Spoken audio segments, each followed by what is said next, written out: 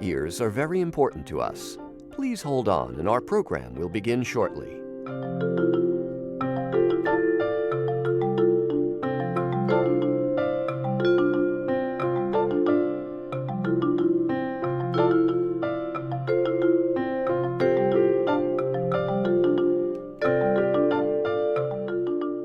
The Soundcheck podcast is coming up. Please continue to hold.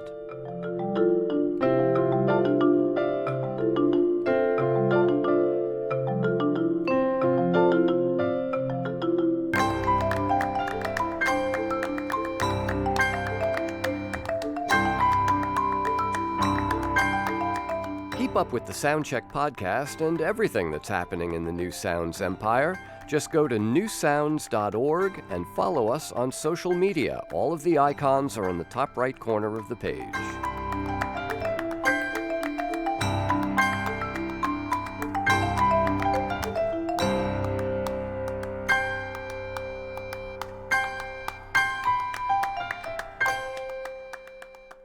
All of our other musicians are currently playing for other customers.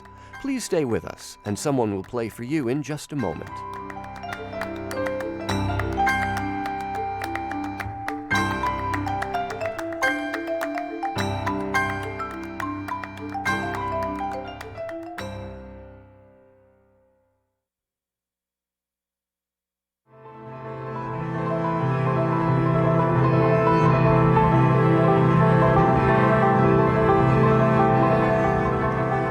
From newsounds.org and the studios of WNYC in New York, welcome to another live performance in our Soundcheck podcast series. Streaming live on Facebook and YouTube, I'm John Schaefer. Rebecca Foon is a cellist, producer, multi-instrumentalist, composer, and climate activist. She's also a central part of the Montreal new music scene. She founded the progressive world music band Esmerine and has put out a couple of albums of layered cello soundscapes under the name Saltland. But her new effort, called Waxing Moon, features the piano and occasional other instruments, and it is the first album that Rebecca has released under her own name. Now, she's brought her cello into the studio today to play at least one of her older pieces, but right now she is at the piano to perform some of the music from Waxing Moon. Here's Rebecca Foon with Ocean Song.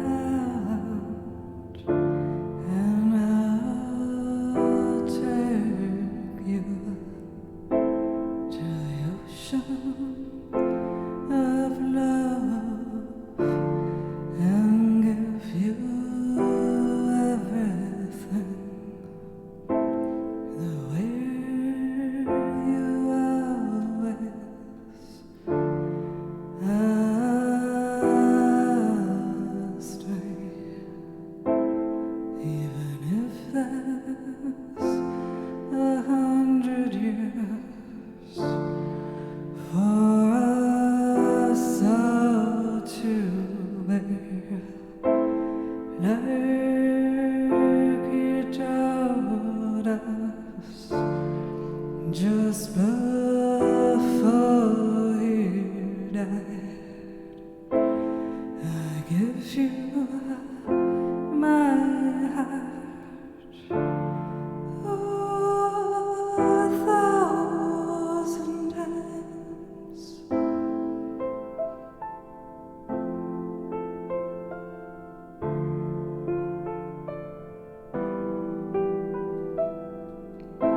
The wind in your hair, the melodies under your skin, sweep inside me, sweep melting me into an unknown land where I want to be, only with you, only with you.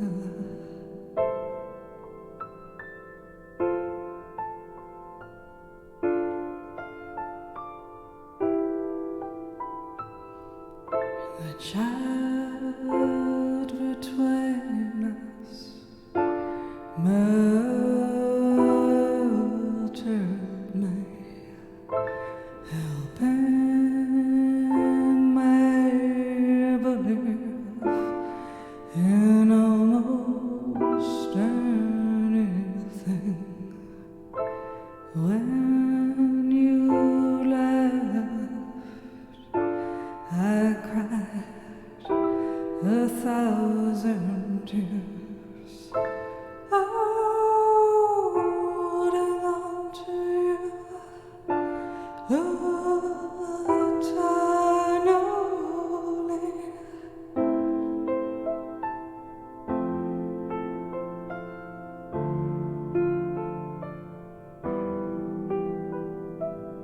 Give me your hand, and I'll take you to the ocean of love and give you everything, to the ocean of hope and give you everything.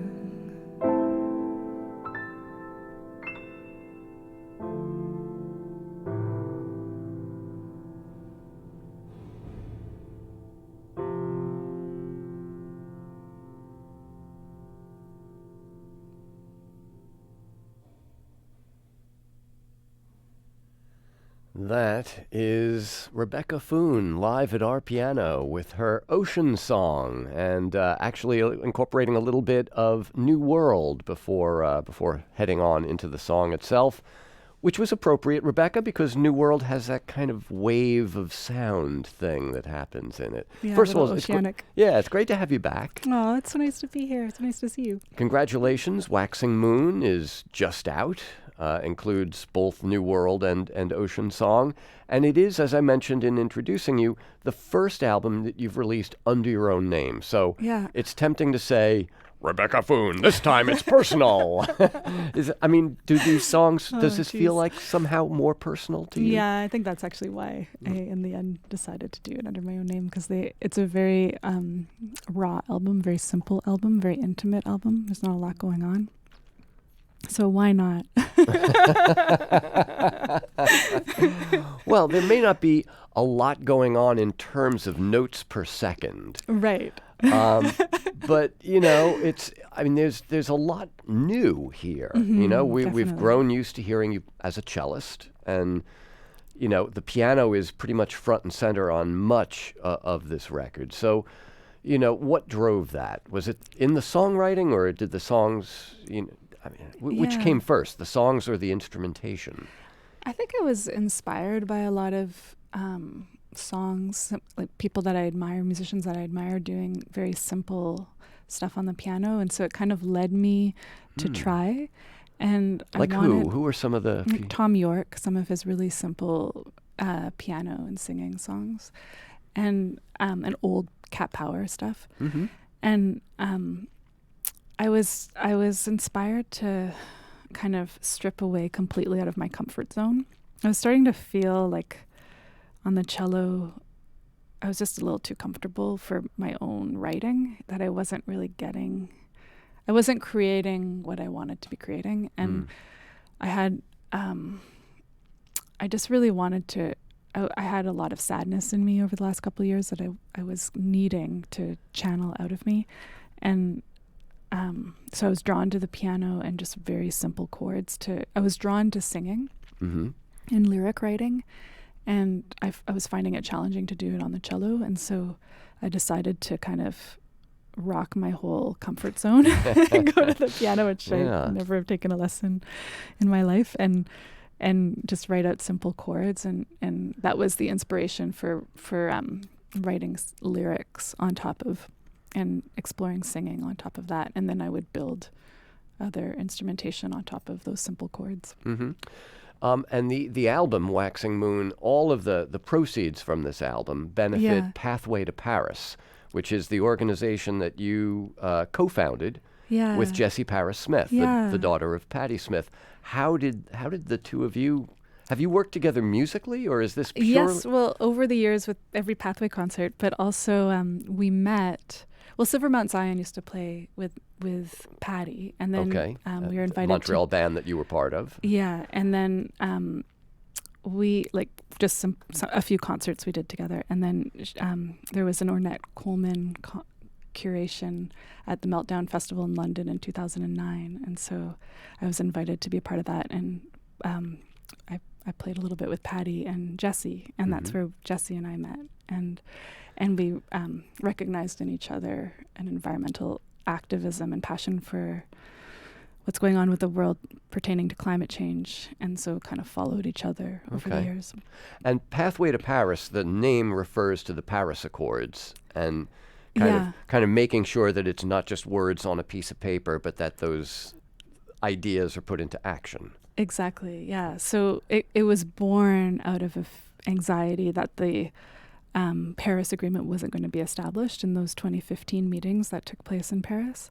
And so we started putting on a series of events starting in 2014 to raise awareness about the importance of actually establishing the Paris Agreement, because when we were looking back at like Kyoto and the Copenhagen meetings, it's also depressing. And so we were trying to really push that idea forward, and then we decided to turn it into a nonprofit, and still keep the name Pathway to Paris because of how complicated and urgent it is to actually meet the targets that have been established in the Paris Agreement of limiting global temperature rise to 1.5 degrees. And so there is a kind of a sub mission called 1,000 Cities. Yeah.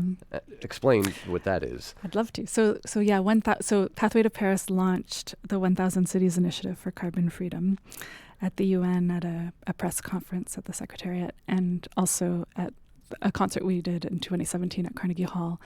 And the idea is that if 1,000 cities can go zero emissions, so completely transition off of fossil fuels by 2040, then we can get a lot closer to turning the Paris Agreement into reality. And so as part of that effort, well, right now what we're working on is a carbon calculator for cities to figure out how many more years they have left to put fossil fuels into the air when you look at the global picture. The interesting thing about 1,000 Cities is, with the United States currently out of the Paris Accord, you can still get New York, LA, Chicago. Exactly. And that's the idea. And it's also to help inspire and engage, activate the regular citizen. Right. Because so much of the climate dialogue, it's so technical, and also it's hard to access because it's so complicated and scary, but also hard to understand when you dive into GHG emissions and the math of that. And so we're trying to make it easier to wrap your head around, and also easier to come up with solutions to dive into your own city and communities. and So- push your communities to go off of fossil fuels, design them. Now, Michael Stipe of REM, has been off the music scene for a while, but when he came back with his last single, all of those proceeds went to Pathway to Paris, Yeah, too. so he's moving. obviously a fan. Yeah. And it just occurs to me now, do you hate when this happens? I mean, you're here to talk about your music, and here I am asking you about your environmental work, climate change. I mean, do you try and keep the two worlds separate? Not at all, because at Okay, this point in all right. life, like, first of all, I hate, what's it called when you're like trying to show the world what you do? Like, I'm very shy as a person, but also I just feel like we're in a true state of emergency, and God, we have like 8 years left, they say, when we look at the UN climate reports to figure this out. And so I really feel like, well, we're facing our own extinction as a planet, and if we can't, like, that's insane. Yeah, and yeah. our planet is so beautiful, and no one's really like, it's like, why is not every person trying to figure this out? Because if we have no planet, we have no planet. And so like, where are we going to go? We're not all going to go to Mars. And so and also, who cares about Mars? Like, our planet is so beautiful. And so I just feel that it's an obligation, if you love our planet right now, to try to do everything you can and however you can within your one life, to try and make an impact. Right. And of course, that's always the question with art, is like how much of an affect, an effect, rather, I should say, how much of a change can art make? Yeah, can art this suggest or impose? And it's a tricky question, I think. And for me, just coming back to this album, Waxing Moon. Waxing Moon. Well done, by the way. Yeah, getting us back to on topic. Well, it's completely related because Yeah. the album title relates to the moon expanding over the month, and right. And for me, that came from, I started being very curious about spiritual leaders in this time, like the Dalai Lama or the Karmapa or Pema Chodron, different leaders, and what they think about or feel about this climate emergency, the state we're in right now. And so it's a very spiritual record, and it's not, as I would argue that my Saltland album previously was more direct in terms of the lyrics with climate change. This one is much more spiritual, and because I guess I'm also in a different space of like watching the world, observing the world, and trying to make my little contribution if I can, however I can. But it also just made me kind of like reflect on like love and compassion and enlightenment, and that it really takes a state of enlightenment for us to move out of our current state. And what is enlightenment? And so Waxing Moon, the idea of the waxing moon comes from, I found myself in an elevator with a Karmapa a couple of years ago, and I had no idea who Karmapa he was. Being, he's a spiritual leader of Tibet. like a lama?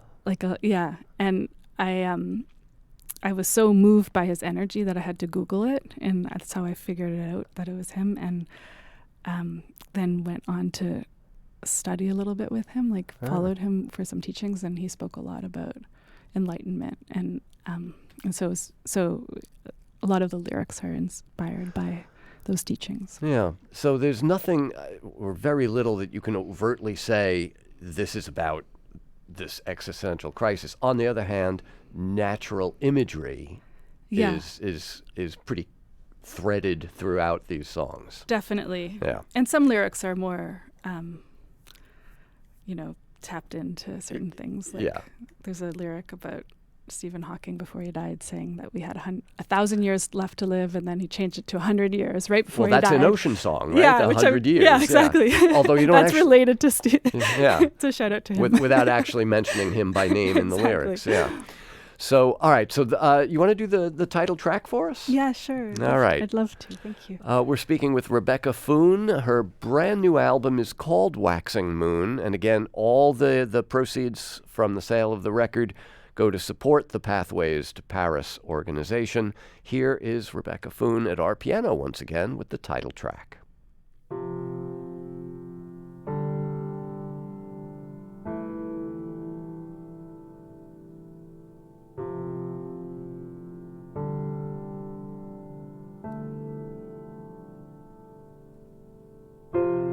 You beat through me with your eternal beauty and these great vessels of freedom casting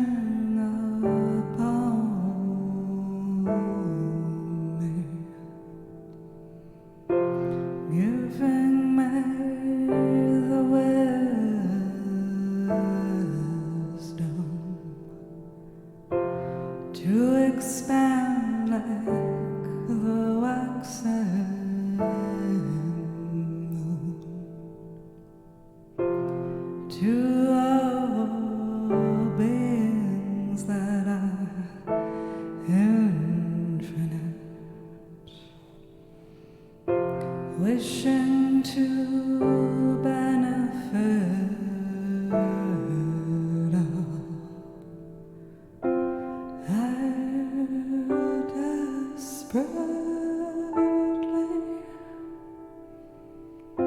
need your golden light. Seeds of hope for those bounding themselves in a prison of darkness, dark with ignorance.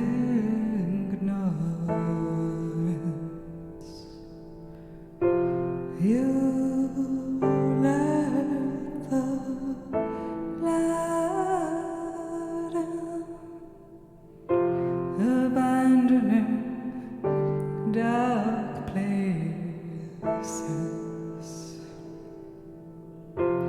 for those who choose to see this beautiful waxing moon, this beautiful waxing moon, this beautiful waxing moon.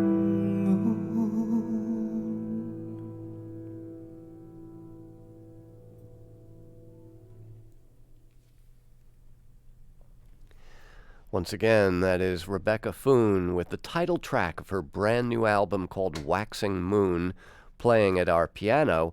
But she's also brought the cello and its attendant pedals and loops and layering gear, and we'll be hearing an older piece from Rebecca momentarily. The album, Waxing Moon, as we mentioned earlier, is a benefit for Pathway to Paris, the climate justice organization that Rebecca co-founded with Jesse Paris Smith and continues to do work for. And Rebecca, your next gig is at the Kennedy Center in Washington, D.C. on March 21st. With Patty and Jesse. Oh, is that what it is? Mm-hmm. Okay, so is that is it a Pathway to Paris event? It isn't, but our hearts are there in spirit. So when you play with Patty and Jesse, is it basically a Patti Smith show and you and Jesse are the band, or? Yeah, we've never actually done it before, so we'll see. All right, yeah. Very nice. March 21st TBD. at the Kennedy Center. So the Saltland records, you and the cello, the electronics, they're very lush. They are soundscapes. This album, Waxing Moon, for the most part, as we just heard, very spare, stark even at times. kind of minimal. Was minimalism a kind of an influence for you? I love that album Arvo Part Music for Alina. You know that album? Yes. Fiorellina is, well, there were a couple of different versions of it, but a very spare piano piece, very spare, beautiful. and like hold on to every note. Yeah. So it's a little bit of a shout out to that. Okay. But and Arvo Pärt's music, very spiritually based. Yeah. As you were saying about these yeah, songs. Interesting. Yeah. So, and what about, I mean, you know, there are moments that almost have an echo of some of Philip Glass's slower, more lyrical stuff. Oh, yeah. Well, I'm also a huge fan. Yeah. But That's you are, nice to hear. but you are, after all, you know, associated with the Montreal scene, even though you live part-time here in New York. And even though this is largely a Rebecca Foon album, that Montreal click is still in evidence, right? And, it was completely organic. It wasn't planned. It was just my friends coming into the studio, hanging out, and then things happened. So Richard Reed Parry from Arcade Fire. Sweet. Yeah, and Patrick Watson from the band, Patrick Watson. Yeah, it was an honor to sing with him on that song. He's also a dear friend. And and Sophie, we played together for years. Sophie Trudeau from Godspeed. And from Silver Godspeed Mount You Zion. Black Emperor, right? Yeah. What is the status of Silver Mount Zion? Is that still active? Not really. Okay. But you never know. Right. You never know what will happen. So, with the Saltland albums that you've done, they kind of present as these lush tapestries of layered cellos, very kind of electroacoustic sweep.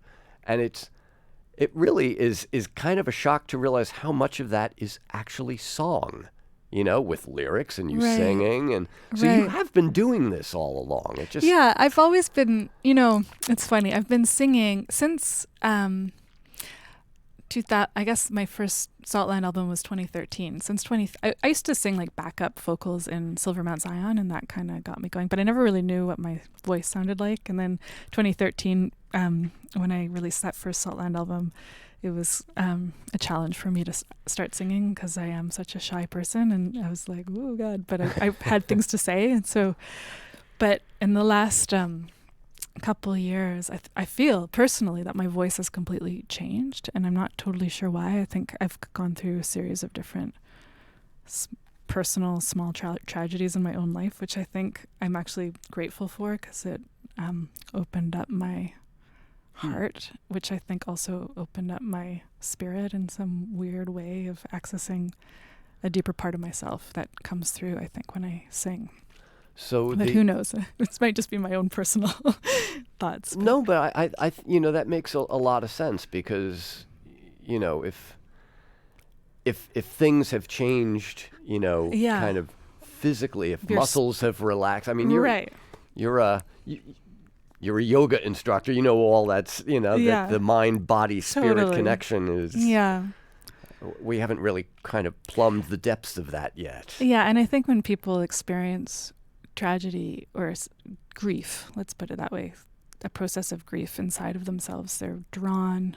You can be, and I was blessed to be drawn to looking deeper at the world, a bit deeper than the physical plane, and entering more of a spiritual analysis of life, and that fits very well with playing the cello and singing and playing piano, and with being a climate activist. Yes, totally. It helps your sanity. Let's put it that way. Yeah.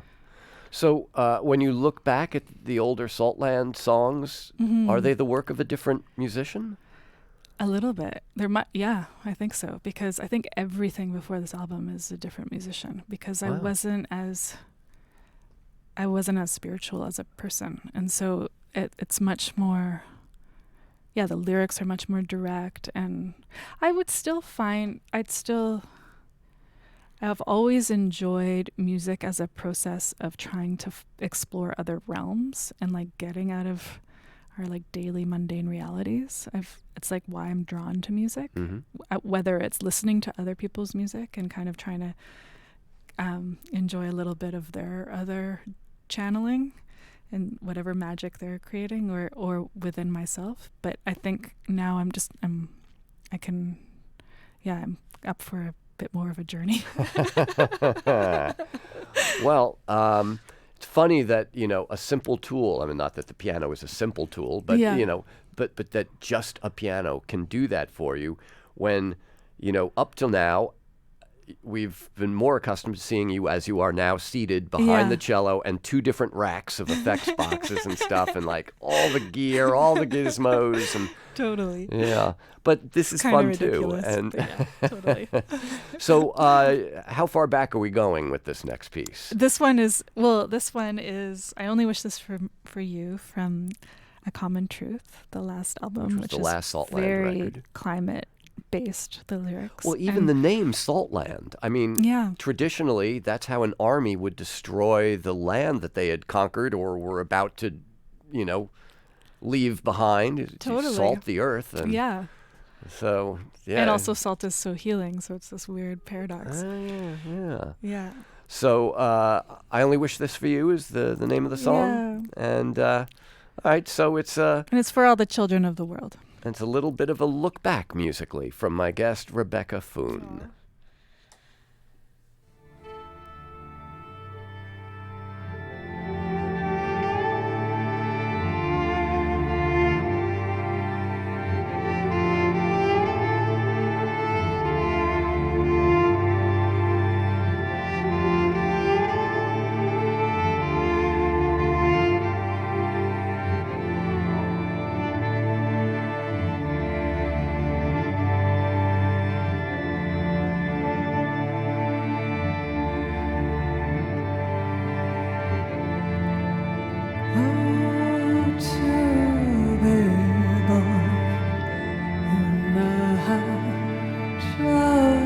Such intensity, a sweet smile, your true light raptures me, oh, raptures me.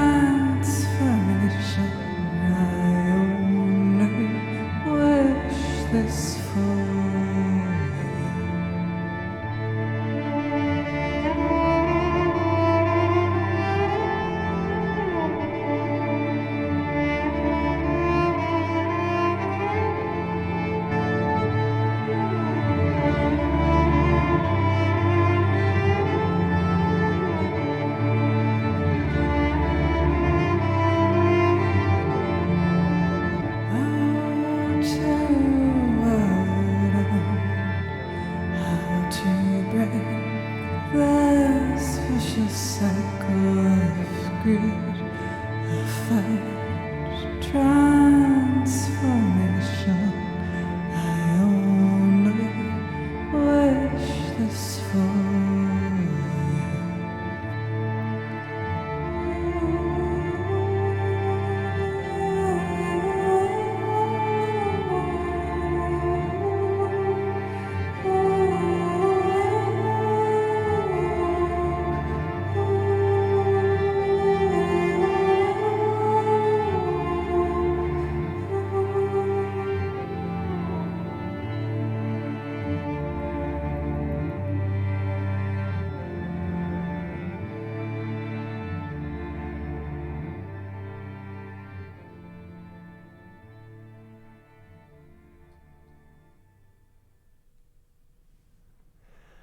That is Rebecca Foon live here in the studio. All of those layers of cello, they build up really fast. So very quickly you had an almost orchestral texture there. Just you and the cello. So the song is I Only Wish This For You, which is from the last album under the name Saltland, called A Common Truth. There are 2 Saltland records, and now there is this record under your own name called Waxing Moon. And does this feel like a transitional, like a watershed moment? Do you feel like it's going to be kind of a different thing going forward musically? Well, I think all the time in life, everything you do brings you to the next thing. So I think it builds off of everything else. Yeah. But I'm grateful to have the opportunity to express myself in this way. How do you juggle, the climate change activity, Pathway to Paris, and your musical life? Well, luckily they're connected because we put on the concerts. Right. Yeah. So luckily I'm so grateful for Jesse and for Pathway to Paris because it's really given us a platform to channel our passions and what we truly care about and integrate music with while also creating a platform for ourselves and for anyone who's interested in the arts or leading thinkers to talk about climate change and offer solutions. Mm-hmm. Well, it's a big job, and one that will occupy more and more of us for more and more time as we head on through. But in the meantime, Waxing Moon sounds great. Rebecca, it's been a pleasure having you back here in our studio. Congratulations. Thank you so much. Thank Rebecca you for having Foon. me. This is Soundcheck.